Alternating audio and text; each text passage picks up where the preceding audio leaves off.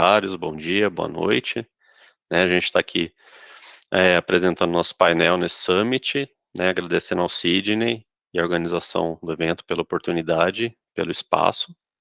Eu sou o Bruno Brigato, eu trabalho com design conversacional para chatbots e voicebots, há alguns anos. Já fui do mercado editorial, já fiz outras coisas em educação, mas hoje focado aí em humanizar os bots, trabalhar para empresas de diferentes segmentos, E o nosso tema hoje vai ser desafios e oportunidades, no desenvolvimento de chatbots para organizações de impacto social, Então a gente vai falar de desafios e oportunidades, desse mercado de assistentes virtuais, focados em impacto social. E a gente tem aqui para falar a Luísa, que ela desenvolveu a Mai, que trabalha com a saúde da mulher, uma assistente que está no Facebook, que também tem aí outros canais, outros serviços agregados, A gente vai falar com o Nico, da Talk to You, que ele trabalhou em diversos projetos super disruptivos, projetos que apresentam uma utilização ali de canais no limite deles, usando mídia, usando diversos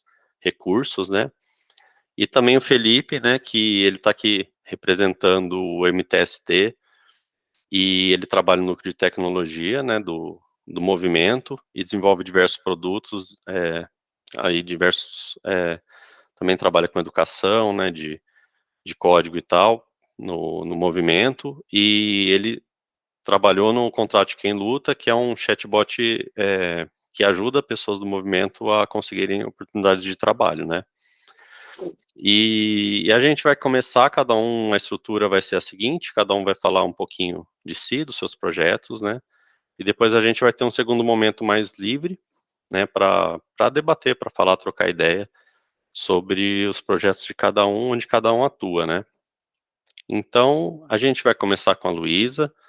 Obrigado, Luísa, por ter aceitado o convite, A Luísa vai falar um pouquinho da experiência dela com a Mai e com todo esse ecossistema aí da saúde da mulher e tal que ela desenvolveu. Tá? Obrigado, Luísa, a palavra é sua. Obrigada, muito obrigada, Bruno, pelo convite, muito obrigada aos colegas aqui do painel, Nico e Felipe. É um prazer estar com vocês e é um prazer poder falar desse projeto e poder também dar oportunidade para quem está nesse evento de aprendizado, para a gente trocar figurinhas e, acima de tudo, vocês terem esse recurso como um aprendizado para quem está iniciando nessa carreira ou para quem já está nessa carreira ou para quem utiliza chatbot como recurso em empresas também. Bom, eu sou a Luísa, hoje eu atuo como Product Manager e a My Health fez parte da minha carreira por um bom tempo. Eu considero hoje a My um projeto itinerante, já não estou tão full na My, é um bot e a maravilha do bot é que o bot ele está sempre vivo, ele está sempre ativo, mas a história ela começou de um jeito um pouco diferente, então hoje eu atuo com produtos digitais, mas a minha formação e a minha história um pouco antes disso era bem diferente do cenário que eu estou hoje, e o que eu gosto bastante de contar é que a My Health nasceu de fato de uma dor, e ela iniciou como um desenho. Então, gosto de falar, dar esse início até para que as pessoas que têm vontade de iniciar a carreira em chatbot saibam que os percursos para chegar na ferramenta, eles podem ser bem diferentes, como foi o meu caso. Então, eu vim do audiovisual, das artes do audiovisual, atuei bastante tempo nessa área, e aí aconteceram algumas mudanças na minha carreira e eu tive a oportunidade de ficar um tempo fora. Estava fazendo uma pós-graduação fora do Brasil em ilustração digital. Eu já estava super interessada em entrar no mundo digital e como eu vinha do meio das artes, eu decidi por meio de desenho, porque eu via o boom dos apps, o que estava acontecendo, as marcas, os rebrands, o que estava acontecendo com toda essa linguagem. Então eu pensei, poxa, se eu já sou da arte para entrar no digital, de repente eu entro por meio da arte. Mas eu precisava ter um conhecimento em digital, então eu fui para a ilustração. Eu estava fazendo essa pós-graduação, e aí, quase no final da minha pós, eu estava fora, minha família aqui em São Paulo, que é de onde eu falo, e aí eu soube que minha mãe estava com um diagnóstico de câncer de mama, e aí naquele momento aquela informação foi muito impactante, e eu fazendo curso, e várias coisas acontecendo, então foi nesse contexto que a My Health nasceu. Ela inicialmente nasceu apenas como Mai, como uma personagem, que foi um projeto que eu decidi realizar para conversar com pessoas que estavam vivenciando quimioterapia em câncer de mama. Então, a história toda nasceu dessa forma, totalmente fora do contexto tecnológico. Aconteceu essa situação e como eu precisava finalizar a pós, estava ali no finalzinho para pegar o diploma e já tinha vivenciado 1 ano daquele curso, e eu não conseguia pensar em outra situação, porque aquilo era muito impactante, o meu retorno para o Brasil com toda essa situação, então eu criei essa personagem.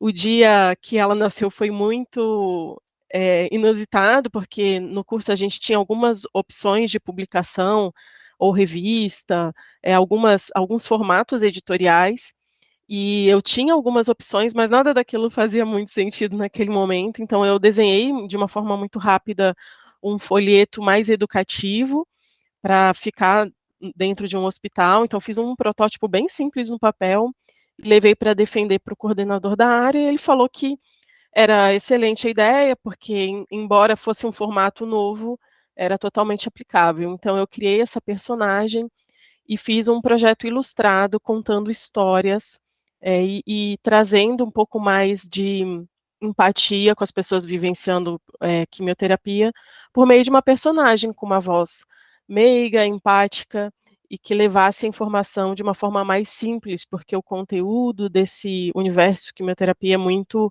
forte, muito, fora do contexto das pessoas, então eu quis trazer essa forma de diálogo. Começou assim, e aí quando eu retornei ao Brasil, eu trouxe o projeto numa pasta, literalmente, guardei o projeto na gaveta, porque precisava, lidar com outras situações que estavam acontecendo, e depois de algum tempo, eu percebi que em São Paulo, por ser uma cidade muito rica nesse mercado tecnológico e de produtos digitais, eu comecei a me encontrar com algumas pessoas, fazer novas amizades, e aí um evento, isso antes da pandemia, né, existiam muitos eventos, muitos meetups, e aí eu fui em um meetup de chatbots, ainda sem entender muito sobre o que que era, e existiam muitas pessoas também vindas de outras áreas, como jornalismo, letras, e aí eu fui e entrei, ali foi a minha virada de chave, eu comecei a entrar no mundo dos chatbots.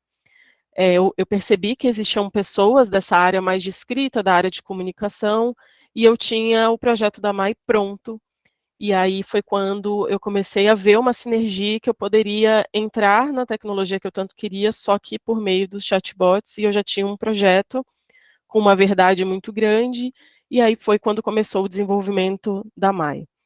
Eh, Nessa etapa foi super interessante, eu fui muito incentivada por pessoas que já estavam na área, e inclusive na época estava aberto o Call for Papers por um evento grande que acontece aqui no Brasil, chama TDC, que é um evento de comunidade de desenvolvedores, desenvolvedoras, e aí eu decidi escrever o paper contando como eu criei a persona da Mai, porque quando a gente fala de um instrumento, de uma ferramenta como essa, é um chat, né, as pessoas já estão habituadas a falar no chat, utilizar, mensageria de uma forma geral, mas o chatbot tem uma figura por trás, ou uma marca, ou um personagem, ou algo, alguém que leva aquela comunicação. E como eu ainda não tinha desenvolvido a parte técnica, eu tinha o estudo da persona, então eu inscrevi o meu paper para esse evento, e aí, para minha surpresa, o paper foi selecionado, e aí eu comecei, de fato, a entrar nas comunidades, fui palestrar sobre o case da Mai lá em Porto Alegre, e assim, tudo começou a acontecer de uma forma muito rápida que eu mesma não esperava. Então, quando eu vi que eu estava diante desse cenário, um cenário muito, propício para engajar pessoas, para conseguir levar a ferramenta para pessoas que precisavam, e para evoluir de uma forma geral, eu vi um potencial muito grande em dar alguns passos, eu estou falando de mais ou menos 3 anos que eu vivenciei tudo isso, mas estou falando mais resumido aqui só para vocês terem uma ideia do panorama. E aí, em um dado momento, eu percebi que a My Health, ela se tratava que a Mais se tratava de um negócio, e que o assunto era mas, além daquele assunto, que era o assunto que foi o como nasceu o projeto, sobretudo falava sobre saúde das mulheres. Então eu comecei a ampliar esse guarda-chuva, e o chatbot, virou uma ferramenta dentro de um site que oferecia uma assinatura de conteúdo sobre saúde da mulher.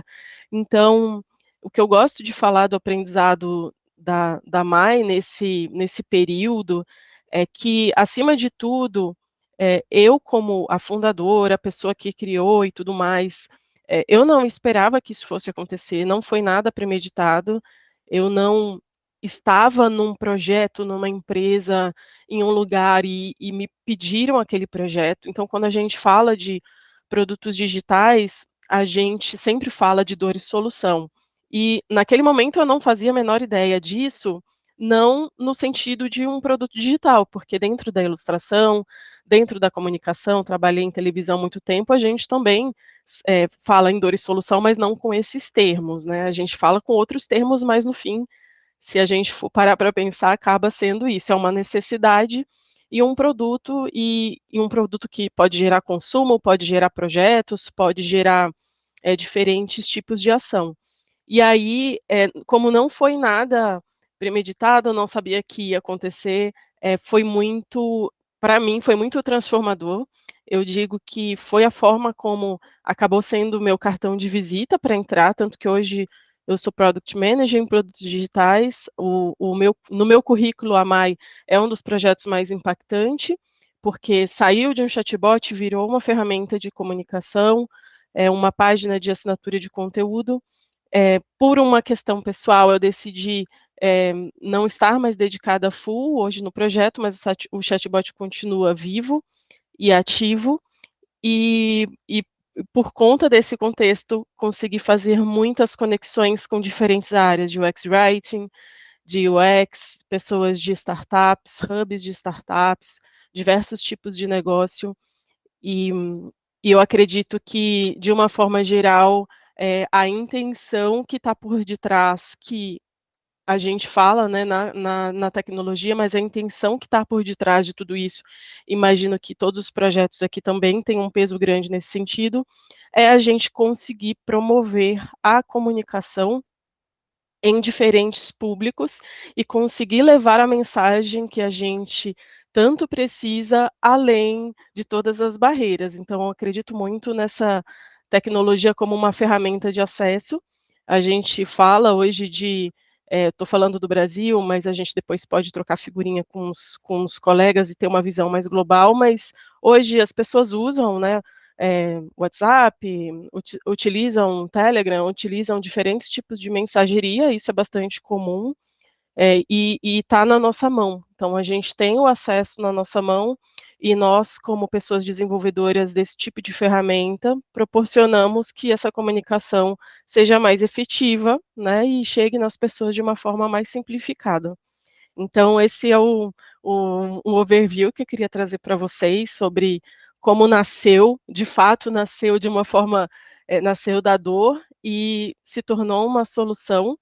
Foram mais de 3.000 conversas, realizadas com a MyHealth no início do projeto como chatbot. Esses diálogos, eles não eram apenas para as pessoas que estavam em tratamento, tinha um público muito grande de pessoas acompanhando quem estava, que era basicamente a figura o papel que eu estive durante todo esse tempo, e pessoas também interessadas em como ajudar, como poder, fazer parte do projeto. Isso também aconteceu muito lá na curadoria do chatbot, eu via muito isso. Então, pessoal, gostaria de passar a palavra para o Bruno. Eu queria trazer um overview, incentivar vocês que estão assistindo o evento, se são de outras áreas, não se intimidem em conversar com as pessoas, porque é uma comunidade muito aberta. Veja, a gente está fazendo isso aqui hoje, e a intenção é que realmente as pessoas interessadas usufruam dessa ferramenta para levar a comunicação onde precisa. Beleza. Obrigado, Luísa. Imagina. Obrigado por apresentar seu projeto. Agora a gente passa a palavra diretamente para o Nico, né, que vai falar um pouquinho aí sobre os projetos dele e a visão dele sobre esse tema, né? Pode ir lá, Nico. Boa. Bom, muito obrigado, Bruno. Obrigado, Luisa y Felipe. Bom, primeiro falar que meu sotaque é esquisito, sim. Eu sou argentino de nascimento, mas eu sou brasileiro de coração. Luis, estaba lloviendo y acho que a gente tem muchos puntos en común. También llegué para este mundo de un lado más artístico. Yo soy joterista, es un cara que trabajó en comunicación, bien de un lado de la comunicación, soy escritor. Y la pelo ano 2018, junto con a Lucila, mi socia, y otros, a gente fundou a Talk to You. E o que é a Talk to You? A Talk to You trabalha com desenvolvimento de inteligência emocional. A gente é uma empresa de saúde, uma startup e empresa de saúde, estamos nessa transição ainda. E o que nós fazemos é trabalhar microintervenções com evidência científica que permitam o desenvolvimento de diferentes skills, habilidades, competências para fortalecer de alguma forma o bem-estar emocional e com foco 100% em mental well-being, em saúde mental e bem-estar mental. O que a Talk to You faz? O que significa microintervenções? Bom, talvez melhor entender as três áreas. A área de storytelling e a parte mais artística, vamos dizer assim, que é a parte onde claramente eu posso liderar e apoiar. Mas do outro lado tem uma parte muito mais rígida e específica, que é a ciência. Nós temos toda a nossa área de impacto, y no es ciencia pela ciencia, es ciencia con evidencia científica, entonces validación de resultados y funciona o no funciona. Y la tercera pata, sin duda, la tecnología, y a nuestra tecnología mai y base es o chatbot. E que tipo de intervenções a gente faz? Bom, nós fazemos dois tipos de intervenções. Uma chamada chat story ou game chat, né, nomes que a gente deu, onde basicamente utilizamos o que é o storytelling e a narrativa para engajar. Da nossa fórmula, esses game chat ou essas chat stories, o objetivo principal é gerar um desejo de mudança, né? A base da Talk to You é ciência do comportamento, com base em evidência científica, como eu falei. Então, a chat story tem como objetivo isso, gerar um desejo de mudança. Agora, o que é uma chat story? Acho que está bem família da My Health. Somos aí desse mundo de, ok, dá para criar um personagem que crie empatia, que consiga conversar sobre assuntos que ninguém quer conversar, assuntos muitas vezes difíceis, com um público muitas vezes que não tem chegada como um público adolescente, né? A Talk to You tem um foco em público adolescente de 15 a 29 anos. Então, a gente desenvolve diferentes histórias para conversar, por exemplo, sobre o que foi sextorção ou a divulgação de imagens íntimas sem consentimento. Então, a gente criou um personagem que era uma adolescente chamada Fabi, que quando começava a conversar contigo falava, tu não sabes o que aconteceu, meu ex-namorado acaba de divulgar uma foto íntima nossa e eu não sei o que fazer. Então, basicamente, a história é de que você fica sabendo que a tua amiga, porque ela desde o começo se apresenta como a tua amiga, até o final, que eu não vou contar, porque ninguém quer spoiler do final, mas a estrutura de toda essa narrativa, a gente utiliza a estrutura de roteiro de cinema, de seriado, de teatro, uma mistura, tem muito da dramaturgia e tem muito do cinema. Esa es una parte que yo puedo hablar con mucho argumento. A parte científica, vos pedí, oye, no falar mucho en detalle, preciso traer a mi socia para eso. Mas esas chat stories también, por ejemplo, para contar un otro ejemplo, allí trabajó a crisis migratoria venezolana en el norte de Brasil. Entonces, un personaje específico, Adriana, una menina de Venezuela que tinha cruzado 1000 kilómetros a pé. Siempre, cuando allí trabaja, faz un research muy grande, tiene un trabajo social de ir para o território, entender, aí, que nem faz quando desenvolve um roteiro para o cinema, né, que tem toda aquela parte de entender como que funciona, e sempre com uma pata de, ok, en esta chat story, o que podemos colocar para gerar esse desejo de mudança, né? O que significa um desejo de mudança? Empatizar por um lado, e por outro lado, se você vem de um lado da víctima, entender que você não está sozinho e abrir um canal de contacto para ajuda, e se você está como observador, por exemplo, que são dois grandes lugares, entender, se posicionar no lugar da vítima, porque muitas vezes essa vítima está perto de você, ou você pode ser no futuro um victimário, né, e não saber que pode machucar alguém. Outras histórias que a gente fez, por exemplo, nada a ver, é mudança climática, né? A gente trabalhou com a National Geographic um projeto sobre mudança climática, e aí fizemos uma distopia, alguém que falava do futuro contigo, para te contar como no 2030 o continente está todo cheio de uma fumaça cinza, porque a Amazônia está prendendo fogo. Parece uma distopia, mas é muito real, e é com isso que a gente brinda. Então, por um lado, a gente tem tudo que são as chat story, game chat, onde utilizamos gamification, agora, no último projeto que fizemos sobre saúde mental com a Universidade de Oxford, conseguimos colocar mais personagens, então a gente encontrou um jeito de como podemos fazer para que tenha mais de um personagem e que não seja simplesmente uma pessoa. E por outro lado, a gente trabalha as chat interventions, que são basicamente intervenções, já não tem ficção, e aí tu fala com um terapeuta virtual, um host, a gente gosta muito mais de chamar de host, onde tu consegue conversar e ao longo dessa conversa tu consegue entender o que está acontecendo, ele te dá ferramentas para tu desenvolver esse skill específico, cada uma das intervenções trabalha sobre diferentes skills e dentro desses skills diferentes níveis. Então, o que nós fazemos é, utilizamos a chat story para trazer, para gerar essa empatia, e depois, ao longo da conversa com os diferentes hosts, vamos entendendo que tipo de perfil, que tipo de skills o usuário ou o talker, como a gente gosta de falar, precisa desenvolver. Nós trabalhamos com parceiros como a ONU, dentro da ONU com UNAIDS, por exemplo. Agora estamos fazendo um projeto sobre HIV maravilhoso. A gente trabalha muito com o Unicef. Acho que o Unicef é o nosso grande padrino do ano 2018. Literalmente a gente tomou um avião, chegou na Brasília e falou: queremos fazer uma coisa, não sabemos como fazer, mas acreditamos que este equipo de muito alcance, um baixo custo, e falar com uma parte da população que vocês não estão conseguindo falar, que são os adolescentes. A gente trabalha com a Universidade de Oxford, bom, tem vários partners, Dove, Unilever, Universidade de Bristol, Universidade de Brasília, grande partner, grande, e os nossos verdadeiros partners são jovens. A gente trabalha e co-cria todo o projeto, toda a intervenção. Temos um processo desenvolvido para a própria Talk2U, para que ao longo do processo criativo e depois de validação sempre tenha a participação de um comitê de jovens.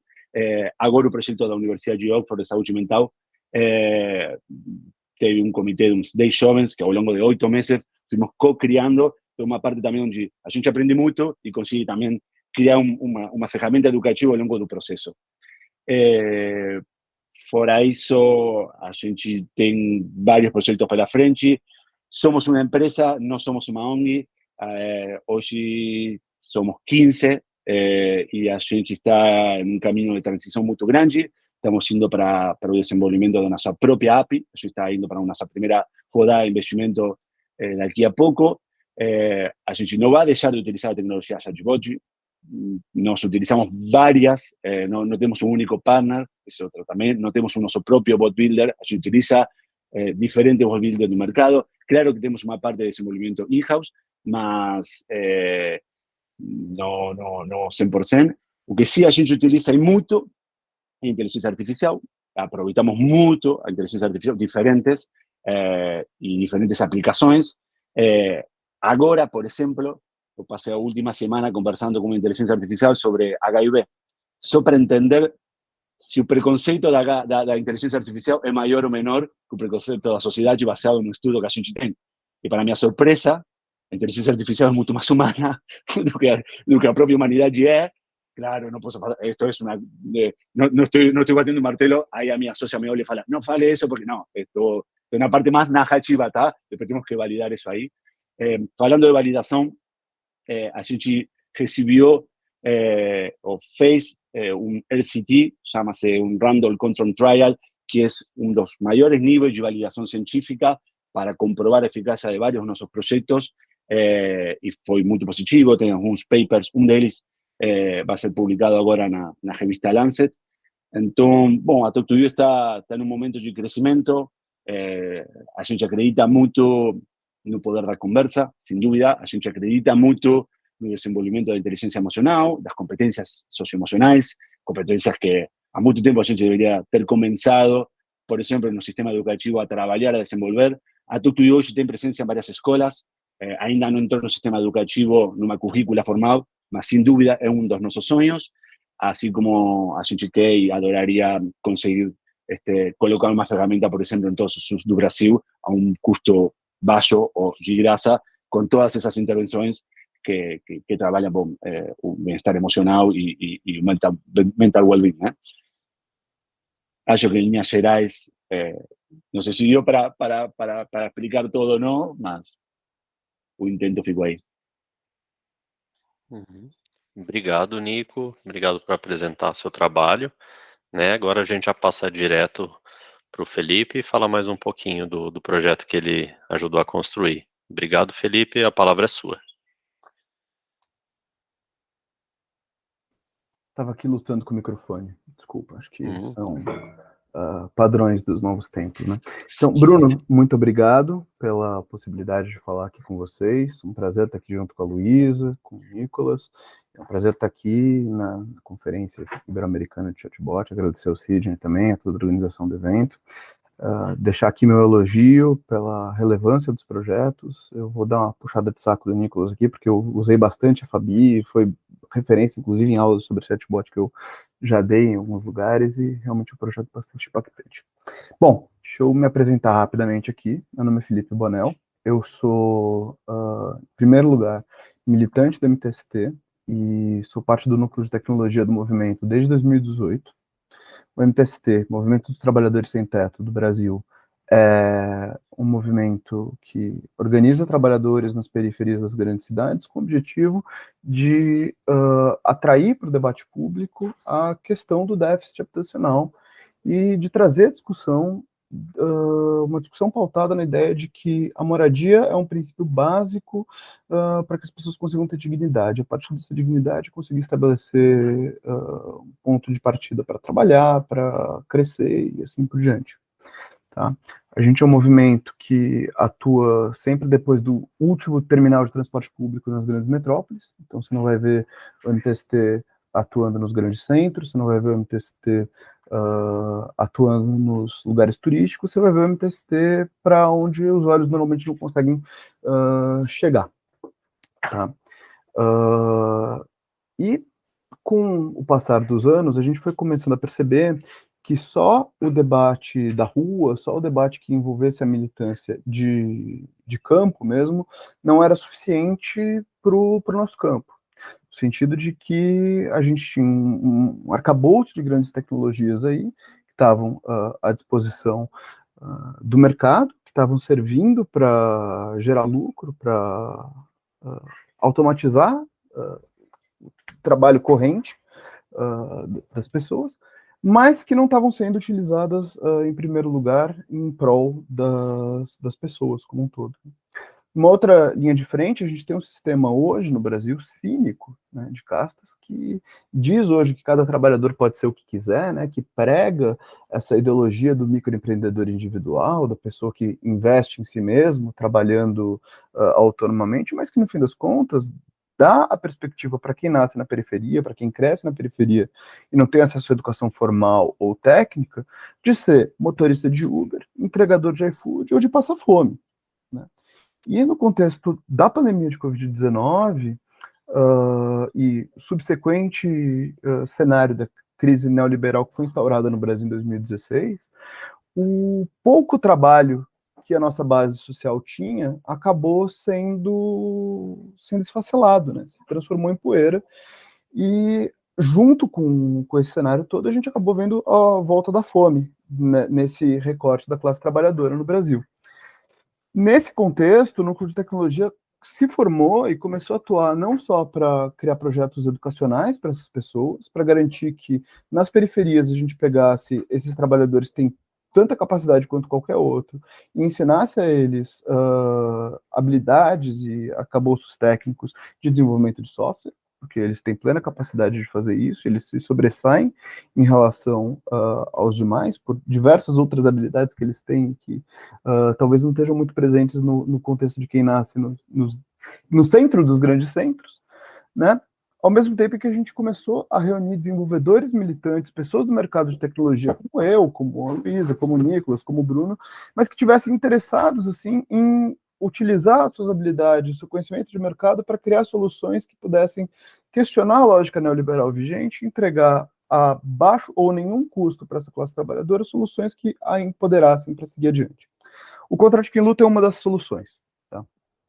Ele tem um embrião anterior, inclusive a existência do núcleo de tecnologia, foi uma iniciativa muito agilizada, muito no arame, criada por um pessoal da MTST do Rio de Janeiro, que era basicamente uma conta de WhatsApp manual, um cartão SIM que ficava no telefone de alguém ali, tinha uma lista de contatos associada a uma lista de habilidades. Pessoas entravam em contato ali, se elas fossem simpatizantes do movimento, falavam, puta, eu tô precisando aqui de um pedreiro que possa bater uma laje para mim em Rio Comprido. Então, tô precisando aqui de um eletricista para trocar a fiação da minha casa na Gávea. Aí, putz, ao invés de abrir os classificados, ao invés de entrar num Get Ninjas, enfim, a pessoa iria lá e entraria em contato. E já se discutia no movimento, inclusive o pivô dessa ideia foi um camarada nosso que morreu justamente de câncer de medula há alguns anos atrás, Leão Cunha, preciso deixar minha homenagem para ele aqui, que era automatizar essa atividade e transformar em alguma coisa que fosse mais amigável para o usuário final, né, que pudesse atrair a atenção desse usuário e que pudesse facilitar a comunicação com o trabalhador. Então, a princípio, a ideia principal tinha sido o desenvolvimento de um app mobile mesmo, tal qual funcionam os aplicativos que eu já mencionei aqui anteriormente. Depois a gente foi percebendo que a nossa base de trabalhadores é uma base que não conseguiria ter ou aplicativo ou espaço suficiente nos seus telefones para instalar uma aplicação externa para além do que eles já usam e que talvez não teria muito tempo ou muito interesse em passar por uma curva de aprendizagem nova, para um serviço novo. É uma questão que sempre se discute quando você está falando na implementação de chatbot, que é a necessidade de você instalar alguma coisa para você executar um produto ou serviço, né? Então, conversando com essa base, durante esse processo que a gente pode chamar de processo de discovery, a gente acabou descobrindo que, puta, o que está no telefone de 99% dos brasileiros? WhatsApp, né? O que os brasileiros já sabem usar de fio a pavio?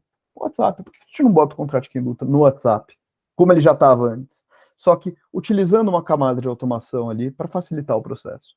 Então, foi em cima disso que a gente construiu um bot, a partir do uso de ferramentas low-code, porque o núcleo de tecnologia era muito incipiente, ele não tinha 1/20 do tamanho que ele tem hoje, em termos de pessoas interessadas em desenvolver tecnologia, em termos de throughput técnico, para validar um protótipo, para construir, para jogar rápido na rua, assim, para que a gente conseguisse testar o conceito e fazer ele funcionar. Então a gente criou um robô.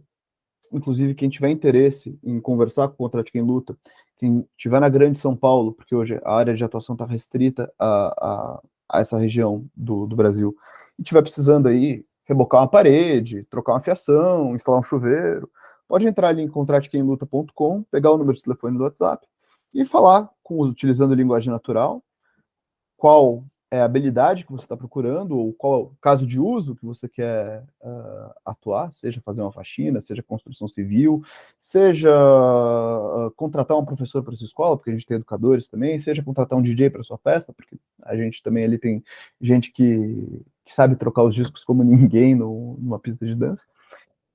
O Contrato de Quem Luta vai muito solicitamente te pedir sua geolocalização para garantir que o trabalhador que esteja mais perto geograficamente de você possa ser relacionado para prestar o serviço. E, a partir dele, vai entrar em contato com a base inteira de trabalhadores que estão categorizados com aquela habilidade profissional e vai disparar mensagens perguntando, o Bruno está aqui me pedindo um encanador para resolver um problema na cozinha dele. Você consegue ajudar? Esse trabalhador vai poder dizer que sim ou que não. Se ele disser que sim, beleza, os dois entram em contato e começam a conversar. Se ele disser que não, ou demorar mais de 90 minutos para responder, a solicitação vai para o próximo trabalhador até que toda a lista esteja completa, e aí depois a gente toma iniciativas para que essa pessoa não fique desassistida. A gente lançou o Contrato de Quem Luta em fevereiro de 2021. A gente, no primeiro ano de trabalho, conseguiu gerar mais de 3.200 oportunidades de prestação de serviço ou de carteira assinada para trabalhadores da periferia da Grande São Paulo. rodando o NPS dentro do próprio aplicativo, as pessoas que receberam prestação de serviço acabaram dando uma nota acima de 90 no cômputo geral, assim. E hoje a gente conseguiu identificar dentro dos prestadores de serviço lideranças regionais que atuam nas próprias regiões das periferias, seja na Zona Sul de São Paulo, seja em Guarulhos, seja na Zona Norte, seja na Zona Leste, para organizar os trabalhadores ali, cadastrá-los na plataforma, realizar todo o processo que a gente chama de onboarding, né, de explicar como a plataforma funciona, garantir que o trabalhador esteja atualizado ali e acompanhar o dia a dia do trabalho. Porque a gente notou que não bastava só cadastrar o trabalhador na plataforma. Era preciso ter um acompanhamento que fosse de baixo para cima para que esses trabalhadores pudessem compartilhar entre si em assembleias mensais como era a experiência de trabalho, ali, como era prestar serviço por um aplicativo que fosse deles, trazer para a gente, para o núcleo de desenvolvimento, quais eram as dores que eles estavam sentindo na utilização daquilo, se a gente podia implementar alguma melhoria, enfim. Então, eles eram, em linguagem de corporação mesmo, os stakeholders do nosso backlog, né, ainda são. E depois que a gente começou a identificar potenciais nesse piloto, aí a gente começou a separar em assembleias regionalizadas para que o Contract Lute começasse a seguir uma segunda fase, que seria uma fase de crescimento orgânico e regionalizado. Agora que isso já deu certo, já se consolidou, a gente está trabalhando tanto tecnicamente para garantir escalabilidade de software, quanto politicamente para formar esses quadros, para realizar esses treinamentos, para conseguir colocar o Contract Lute em outros estados do Brasil. Nominalmente, a princípio, Rio de Janeiro, Rio Grande do Sul, Minas Gerais, Rondônia e Recife, e Pernambuco. São nossos próximos alvos de atuação, e a gente espera encarecidamente que até o final do ano a gente consiga. Então, acho que é basicamente isso. Eu agradeço mais uma vez a oportunidade de poder compartilhar essa experiência que a gente teve. Gostaria de ressaltar que os trabalhadores, eles são somente beneficiários da plataforma, diferente de qualquer outra plataforma de trabalho. A gente tem um modelo que não chega a ser nem de cooperativa, porque as pessoas que utilizam o Contrato em Luta para conseguir trabalho, elas não incorrem custo nenhum. O aplicativo é totalmente gratuito para essas pessoas utilizarem. E a gente está planejando, para além de uma expansão territorial, uma expansão de escopo também, que envolve capacitação em soft e hard skills mais técnicas e conexão com RHs de empresas para garantir que esses trabalhadores também eles possam se capacitar em habilidades que estão se sentindo, enfim, que estão em falta no mercado de trabalho, que possam ajudá-los a ascender socialmente por meio dessa construção coletiva e conectá-los a oportunidades de trabalho para garantir que esse sistema de castas, que esse horizonte que acabe na precarização, seja coisa pouca e que eles possam transcender essa etapa. Beleza, Felipe. Muito obrigado por apresentar seu projeto. Muito estimulante, né? Muito bacana mesmo. Muito importante para a sociedade. Projeto de todos, né? Obrigado. E, enfim, agora a gente vai bater mais um papo mais livre. Eu vou colocar alguns temas e tal, mas a gente vai aí batendo papo, trocando uma ideia e todo mundo fica à vontade para questionar um ou outro também, uma curiosidade, alguma coisa que tenha aprendido, que queira aprofundar, né? Eu queria começar falando, né, na ordem que a gente fez aqui, começando pela Luísa, de que, assim, acho que cada um aqui tem um modelo de negócio em termos de sustentabilidade financeira, né, em termos de colocar o negócio em pé, e eu queria saber, né, de cada um, em termos, assim, de sustentabilidade financeira, de desafios, né, a Luísa, por causa da startup, o Nico, todo essa questão das organizações e tal, e o Felipe, a própria ideia de estar trabalhando em uma ONG, né, como que você, que você precisa de recursos, e como você organiza isso, como que você define o seu modelo, cada um. E começando com a Luísa, fala um pouco então, Luísa, qual que é a sua ideia sobre isso? Bom, inicialmente o chatbot, ele foi um chatbot experimental com o intuito de conseguir levar o conteúdo para mais pessoas. Então, ali naquele momento a ferramenta ainda não estava dentro de um contexto de negócio, mas depois que eu percebi que, né, o projeto ele estava crescendo mais do que o esperado, então eu comecei a entender quais seriam os formatos e também, como eu falei para vocês anteriormente, o guarda-chuva cresceu, era o contexto era saúde da mulher, iniciou com o assunto do tratamento de quimioterapia focado em mulheres, mas depois esse guarda-chuva ele foi se expandindo, porque eu percebi pela curadoria que haviam outras mulheres interessadas em fazer parte, falando de saúde mental, falando de outros conteúdos que também eram sobre saúde, mas sobretudo era sobre mulheres. E com esse guarda-chuva que se abriu, eu fui para um modelo de negócio de assinatura, então, como eu falei para vocês, né, o chatbot ele é itinerante, ele continua ativo. Esse modelo de negócios foi o modelo de negócios que eu estive até alguns meses atrás, porque hoje eu não estou mais full na plataforma, mas o modelo de negócio que melhor funcionou foi o modelo de negócio de assinatura de conteúdo. Então, basicamente, a chatbot, dá algumas dicas, né, sobre essa questão do tratamento e de alguns outros conteúdos de saúde, mas sobretudo no site, era onde as usuárias se cadastravam e solicitavam assinatura para receber esse conteúdo. Durante eu acho que a maioria das pessoas, né, que vivencia produtos e negócios digitais, como o próprio Felipe comentou alguns pontos estratégicos do roadmap, a gente vai fazendo algumas pesquisas e percebendo onde que é que realmente o público está mais interessado, e um assunto que percorreu, acho que fez parte de todos os projetos aqui, foi esse momento da pandemia que vivenciamos. Então, o assunto da saúde mental focado em mulheres começou a ficar muito evidente. E aí, esse começou a vir à tona também a gente fazer um recorte sobre o burnout em mulheres. Então, ali dentro do site, as assinaturas que começavam a chegar, a gente começou a focar mais nesse conteúdo. E aí, falando um pouco em time, o time ele também foi acontecendo de forma totalmente orgânica. Durante todo esse período, eu tive a sorte de contar com um time totalmente voluntário, várias pessoas de outras empresas, mas que viam a MyHealth como um projeto paralelo para atuar e possibilitar que suas skills estivessem ali atuando focado em saúde mental. Então, a gente começou a fazer algumas assinaturas muito focadas em burnout, com algumas dicas, e algumas psicanalistas que faziam parte do board começaram a trabalhar assuntos específicos para o público, né, o público que a gente estava tratando, e depois um recorte ainda mais falando em corporativo.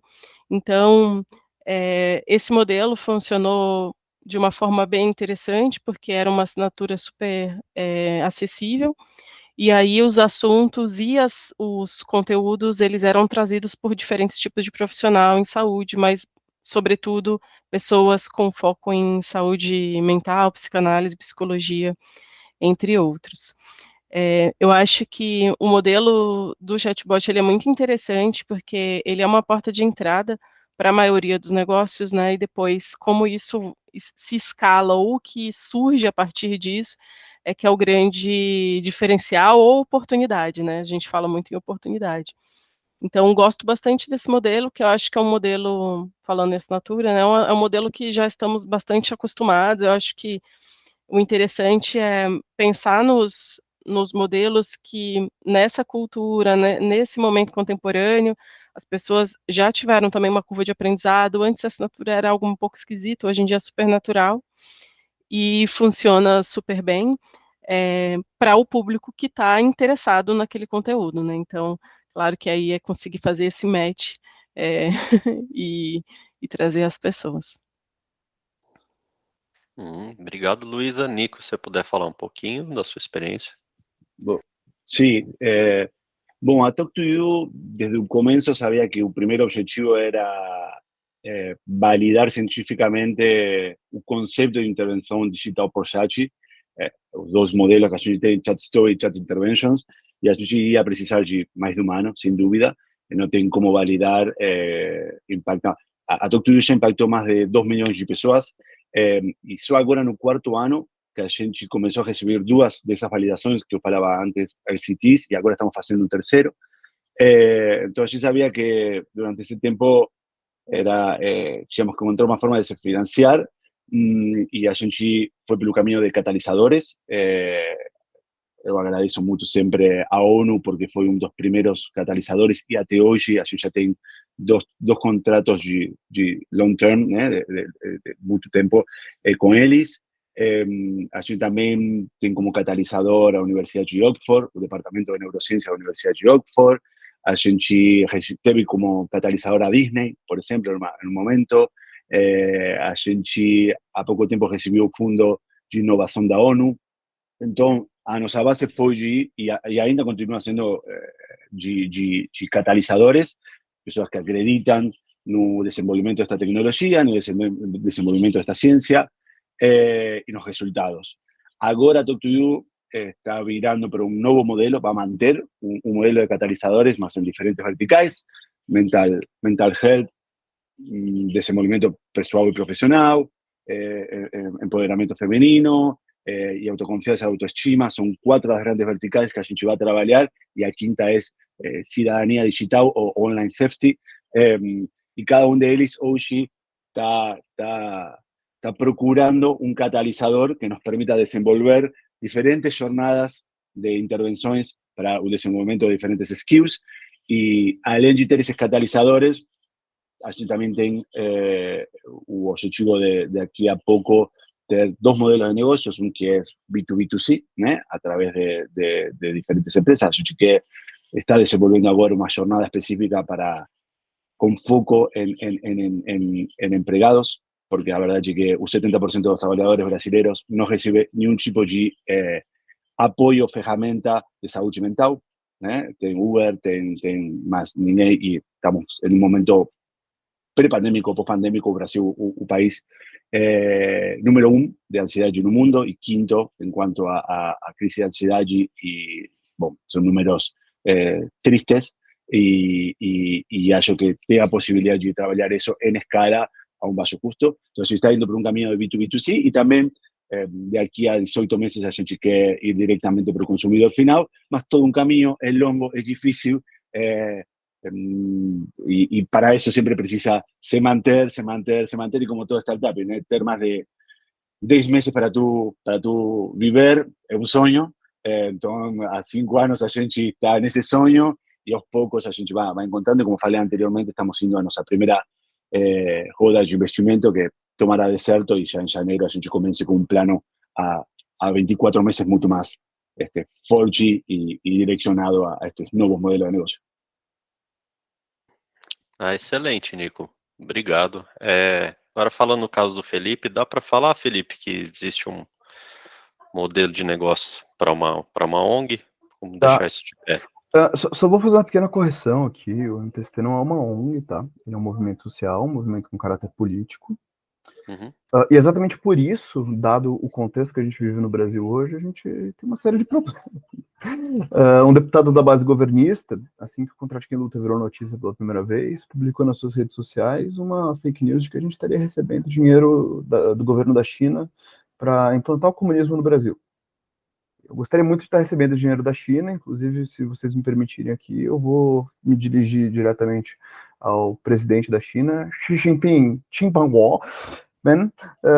porque a gente não tem financiamento, a gente é uma organização de militantes, a gente passa o chapéu entre as pessoas que desenvolvem, que acreditam nesse produto, e bota as estruturas de pé. A gente não tem financiamento, a gente não tem rodada de investimento, a gente calcula com uma certa inteligência a quantidade de recursos de cloud que a gente vai consumir, o melhor plano de pay as you go aí para a gente construir nosso sistema de mensageria, e bota as coisas para rodar. Para a gente, acho que tem mais valor ver a quantidade de oportunidades que os nossos militantes da base mesmo, os militantes que trabalham com construção civil, com limpeza doméstica, com quaisquer outras habilidades, tendo a oportunidade de ganhar emprego enquanto conseguem militar, do que propriamente receber fluxo de caixa, o que também é bom. Assim, a gente está começando a se organizar melhor para ter um núcleo de autossustentação dentro do movimento, para conseguir captar investimentos sejam digitais, enfim, mas num primeiro momento, nosso modelo de negócio foi muito bootstrapped, como gosto de falar. Com algumas difamações, inclusive, muito complicadas. Um colunista aí de um grande veículo chegou a escrever um texto muito cínico, falando que esses vagabundos que não gostam de trabalhar se renderam finalmente ao capitalismo. Eu acho interessante, né? Porque vivem dizendo que sem teto não gosta de trabalhar, que se jogar uma carteira de trabalho foge todo mundo. Aí quando a gente resolve se utilizar de tecnologia para criar um aplicativo para garantir trabalho para todo mundo, dizem que a gente se rendeu ao capitalismo. Então, mas, voltando à sua pergunta, sim, a gente está se organizando para isso, a gente entende que criar modelos, inclusive, que o núcleo de tecnologia possa atuar para organizações progressistas, organizações do campo da esquerda, como software house, e desenvolver soluções que ajudem a autofinanciar os projetos do núcleo, também possa ser uma alternativa viável. Então, que eventualmente tiver interesse em ou contribuir, ou buscar nossas forças de desenvolvimento, que estão aí para ajudar organizações que queiram construir coisas como as que a gente constrói, núcleodetecnologia.com.br. Só preencher o formulário e falar com a gente que a gente responde. A gente também adora receber gente nova que esteja interessada em trabalhar e que esteja interessada em colocar o coração na ponta dos dedos para digitar código no teclado e construir coisas com a gente pelo bem da população sem teto no país. Basicamente isso. Espero não ter fugido muito do tema, mas é que eu precisava abordar esses dois tópicos. Não, tá dentro sim, tá dentro. Obrigado, viu? Vocês comentaram algumas coisas que eu tive aqui uma curiosidade. Em relação, o Felipe falou, né, de entendimento da linguagem natural, o Nico falou também um tanto sobre uma conversa que teve com uma inteligência artificial. Eu queria saber de vocês as soluções que vocês têm encontrado, né, em termos técnicos, em termos de frameworks, né, quais as soluções que vocês têm usado nos seus projetos, né? E o que está funcionando mais de um jeito, de outro, por que vocês fizeram essas escolhas, né? Então, começando com a Luísa, se puder falar um pouquinho sobre isso. Boa pergunta. Para mim, essa curva de aprendizado foi super interessante. Eu comecei usando as ferramentas da Google, né, para desenvolvimento de chat, mas eu fui mais pro lado depois do Felipe de utilizar os low code. Então, tem um monte de ferramentas boas para você fazer desenvolvimento de design conversacional, que são low code, ou seja, se você está focado na conversa, então, você pode primeiro começar a fazer esse trabalho do diálogo fora da ferramenta, e depois, se você ainda não tem tanto skill de desenvolvimento, porque existem ferramentas que são feitas para isso, para facilitar a sua vida, você pode contratar alguma dessas ferramentas. A que eu estou usando hoje é Chatfill. É uma ferramenta bem interessante no sentido de curadoria e de fluxo, muito simplificada. E o mais interessante dessa ferramenta é que ela também está se inovando, também está com um backlog que eu acompanho, que vai se atualizando. Então, já vi algumas funcionalidades que entraram, depois saíram do ar, e depois eles colocam outras, exatamente porque é de acordo com o perfil de quem utiliza a ferramenta. E o que eu gosto bastante desse estilo de ferramenta é que você consegue ter mais de um projeto, né, por assinatura, a maioria.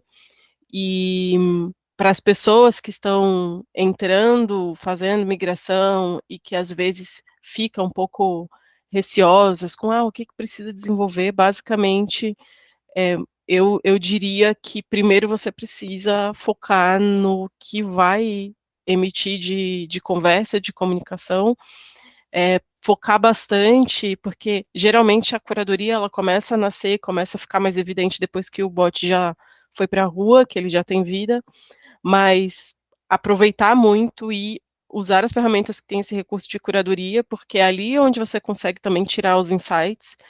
E aí, nesse sentido, para mim, eu sou totalmente fã desse tipo de ferramenta, que já está com tudo desenhado. Outros times desenharam e pensaram na dor de quem se beneficia com esse tipo de facilidade tecnológica, e por isso eu gosto bastante. Então, eu estou usando hoje o Chatfill, mas existem várias outras, acho que os colegas também podem trazer. E a experiência, eu acho que sobretudo é a experiência de você entender como funciona esse mecanismo de tanto de intenções ou como que funciona por trás da ferramenta, e como que você pode se beneficiar também, das ferramentas com esses recursos, né, como eu falei, tanto de curadoria ou também de métricas, tem as mais avançadas têm uma parte de analytics que é super legal, você pode fazer um mapeamento, como é que foi o mês tal, como é que foi o dia tal, como é que foi, se o chatbot está rodando em outros países, você também consegue ver de onde vieram aquelas intervenções, isso é bastante legal. Nico? No, estaba lloviendo y estamos muy alineados. A Talk2You también, a Talk2You es una empresa muy de plugin, muy de utilizar cuanto partner existir, porque no adianta intentar criar a tu propia inteligencia. Claro que yo tengo ideas y está desenvolviendo algunos algoritmos específicos con funciones específicas para Talk2You, más en líneas gerais, a gente utiliza, NLP mucho para tentar, porque los dos grandes objetivos de Talk2You, por un lado es la evidencia científica y por otro es el approach humano, ¿no? O acercamiento humano. No necesariamente significa que tenga que simular un humano, ¿no? Sea un personaje de ficción o no, más. Eso tú consigues aumentando la comprensión y eso es simplemente, horas de entrenamiento, ten diferentes ferramentas, ten diferentes arquitecturas, a gente está testando el tiempo entero, porque algunas de nuestras historias son donde un personaje fica conversando contigo durante 2 días, por ejemplo, y otras son historias mucho más de 40, 50 minutos. Todas son historias longas, muchas de ellas paradas en entretenimiento, otras es como si un host que es una cosa mucho más pequeña. O que a gente nunca, fíjate ahora, y eso que próximos meses, y estoy hablando de meses, no estoy hablando de años porque la evolución es tan rápida, no dejó una inteligencia artificial, por ejemplo, conectada para que faça lo que quiser. A gente utiliza mucho, por ejemplo, GPT-3, eu como roteirista utilizo mucho para provocar, para crear estructuras narrativas y, como falei antes, para conversar sobre AIDS, porque eu crio un personaje, dejo a la inteligencia artificial completar y entender, y muchas veces eso acaba siendo una línea específica de un script, de un roteiro, y muchas veces lo que a gente faz también es, para crear respuestas sinónimos, pega una respuesta y comienza a construir una árbol diferente para tener variedad, ¿no? Para que también sea un engajamiento diferente, porque después tú consigues categorizar. Y en ese conseguir categorizar, eso que o Calipsa falou no final, é a grande ferramenta, que é como a gente consegue entender os dados, né? Claro que temos muitas ferramentas, o próprio Data Studio é maravilhoso para tu entender os dados, tu fala, é simplesmente um plugin, e se tu faz um bom dashboard aí, tu consegue entender como é que está funcionando, quem, até onde chegou, por quê, e aí tu começa a entender e qual foi o tipo de conversa, e aí tu começa a segmentar quanto tu quiser. Então, quanto mais dados tu tem, aí a Talk2You tem uma limitação muito grande, porque nós trabalhamos com a política de, mismo en plataformas abiertas, con políticas de GPDR, entonces mucho, y sobre todo cuando trabajamos con un público adolescente, así trabaja de forma anónima, ¿no? A Talk2You guarda simplemente números para hacer procesamiento de forma agrupada, nunca de forma individual, más son dados súper valiosos para comenzar a entender y crear diferentes grupos o grandes clusters que, cuanto mejor así trabajas hoy, aumenta empatía, aumenta el engajamiento, aumenta el impacto, y ahí va, ¿eh? Mas acho que ya utilizó varias ferramentas.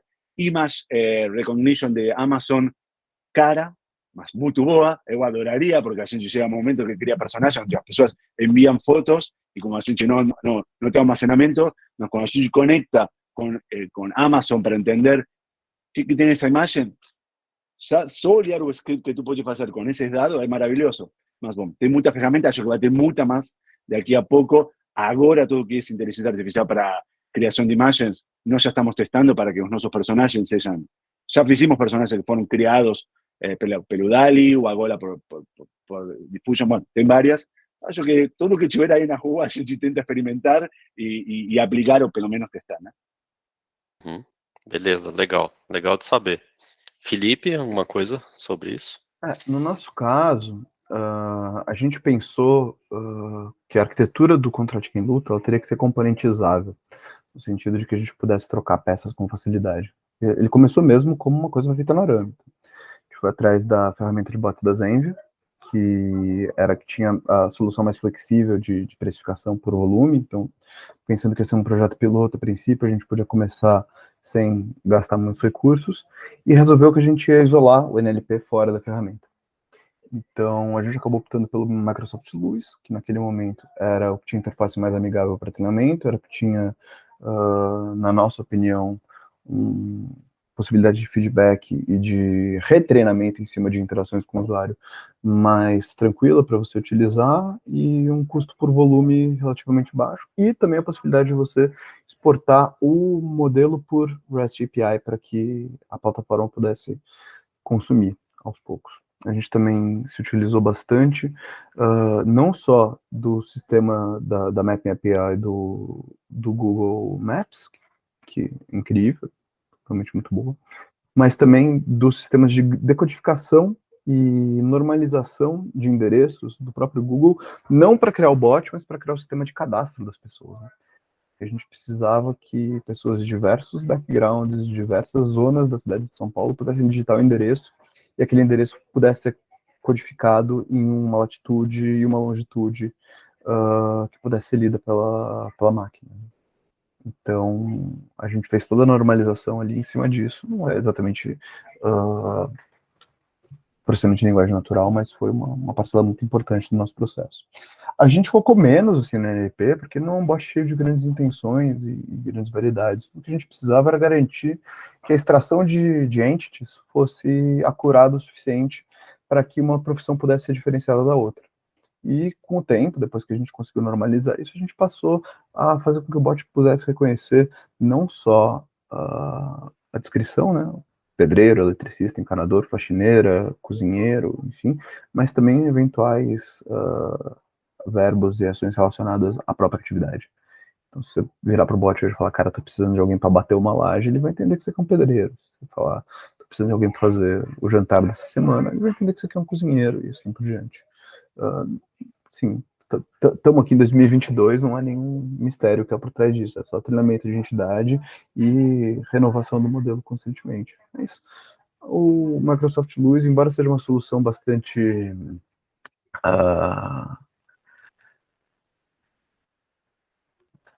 homogênea, no sentido de servir para diversos casos de uso, né, no sentido de ser uma solução generalista, ele dá conta do que a gente precisa no momento.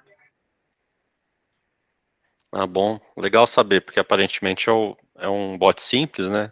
Ele tem uma função única, que funciona bem, deve funcionar bem, mas a gente não tem ideia muitas vezes do que está por trás, né? E acho que todo mundo queria saber um pouquinho, né? Eu Obrigado, aproveito, Bruno, Felipe. desculpa, pero que eu não falei e acho bom também para todo mundo saber e ter outras opções. Nós, por exemplo, trabalhamos muito com a Weni. A Weni é uma empresa brasileira de Maceió, super partner, tem uma plataforma maravilhosa. Grande parte do nosso projeto fazemos com ele, e outra chamada Chattonic, que também tem uma plataforma maravilhosa. Só para todo mundo também ter e conhecer aí e ir a pesquisar, né? Todo que tiver aí no mercado. Uhum. Ah, excelente, Nico. Obrigado pelas dicas aí. A gente está sem tempo, né? Eu tinha diversos assuntos que eu queria tratar, né? Muita coisa mesmo legal surgiu daqui para conhecer cada projeto melhor, e eu só tenho mais curiosidade, né? Acho que nosso papo continua aí. Tomara que seja por uma longa parceria com vocês, viu? E obrigado, agradeço a todo mundo que assistiu, que participou, né? E aí, se vocês quiserem só dar um fechamento, a Luísa, o Nico e o Felipe, aí começando pela Luísa, a gente encerra, tá bom? A Luísa. Bom, pessoal, muito obrigada aqui. Adorei o painel, adorei estar com vocês. Acho que temos muito para conectar ainda depois desse evento, para as pessoas que estiveram presentes também. E queria deixar uma mensagem de incentivo, né? Porque, acima de tudo, a gente está falando de uma área de atuação. Gostaria de deixar aqui a força para as mulheres que estão com vontade de se tornarem mulheres em tecnologia. O chatbot, ele tem uma porta de entrada muito interessante. Eu conheço várias mulheres que entraram por meio de chatbot, algumas empresas e alguns eventos que foram realizados com esse viés. Então, acho que um evento como esse, que tem o cunho educativo, ele tem esse papel. A gente tem esse papel de fomentar, então gostaria de deixar essa mensagem de incentivo para as pessoas que estão em migração de carreira. Não se assustem, todos vivenciamos de alguma forma isso aqui. Então, se precisarem falar, acho que os nossos contatos estão aí, né? Ou vai ficar disponível depois para trocar figurinha. Eu também fico super à disposição. Muito obrigada mais uma vez, Bruno, Nico, Felipe e Sidney também pela organização do evento. Obrigado, Luísa. Nico? Bom, agradecer muito. Também fiquei muito feliz de conhecer o Felipe e a Luísa. Acho que a gente vai conversar fora também. Maravilhosos projetos. E talvez, acho que um ponto comum que a gente tem, e eu acredito muito, tem a ver com o propósito. A minha vida mudou o dia que eu comecei a ter um propósito para fazer algo. Não importa, tu consegues fazer um filme para Netflix, mas se tu não tem vontade de acordar para... Agora, o dia que eu coloco um propósito na frente, difícil, porque além de ter um propósito, tem que conseguir dinheiro para fazer acontecer, testar, mas eu acho que acordar com um propósito muda muito. Eu acho que os três projetos que vimos hoje são projetos 100% de propósito. Cada um fala muito mais que do coração, do que acredita, e acho que isso aí movimenta o mundo. Eu sou daqueles, eu sou a minha parte romântica, mas é a minha parte também que no dia a dia eu tento aplicar na Talk to You para demonstrar com o tempo que dá para fazer e, bom, e aproveitar muito a tecnologia. Eu sou um cara que não tem medo da tecnologia, eu sei que a tecnologia está evolucionando e muito. Tem muitas pessoas que quando tu conta um pouco o que dá para fazer com inteligência artificial, fica com medo. Claro que a sociedade e nós humanos temos que entender como vamos a trabalhar com todo esse potencial, porque não é simplesmente trazer e colocar e esquecer que existe outra coisa, mas eu acredito que com bom uso e criando regras claras, morais, regras de uso, de implementação e também de custo, a gente tem na mão uma grande possibilidade sempre, e aproveitar ela para o impacto social é uma coisa que, do meu lado, é o meu propósito. Excelente, Nico, obrigado. E Felipe, suas palavras finais. Bom, queria agradecer ao Bruno, toda a organização do evento por possibilitar isso. Prazer enorme conhecer e trocar uma ideia com a Luísa e com o Nicolas. Acho que foi uma troca bastante rica, não só em termos de experiências técnicas, mas também de propósito, né? Conectando um pouco com o que o Nico acabou de falar. A gente poder colocar esse arcabouço de tecnologia que está o tempo inteiro sendo apresentado como uma ameaça para as pessoas, né, como algo que vai tirar empregos e causar doenças, enfim, como um vetor de mudança, né, seja para cuidar de pessoas que estão numa vulnerabilidade muito grande, seja para gerar conscientização e para apoiar, para mostrar que essas pessoas não estão sozinhas, seja mesmo para auxiliar as pessoas na luta, servir como arma, como ferramenta para essas pessoas quebrarem as grandes barreiras de injustiça no mundo. Isso tem um poder, uma força muito grande. Então, acho que o maior valor aqui dessa discussão está justamente nisso, e isso é algo que a gente acaba levando sempre para frente. Então, no mais, gostaria de agradecer a todos pelo espaço que foi dado, e é isso. Muito obrigado. Obrigado, Felipe. Obrigado, Luísa e Nico, mais uma vez. E a gente vai encerrando por aqui. Tá bom? Obrigado, pessoal, para quem acompanhou aí, e a gente se vê por aí.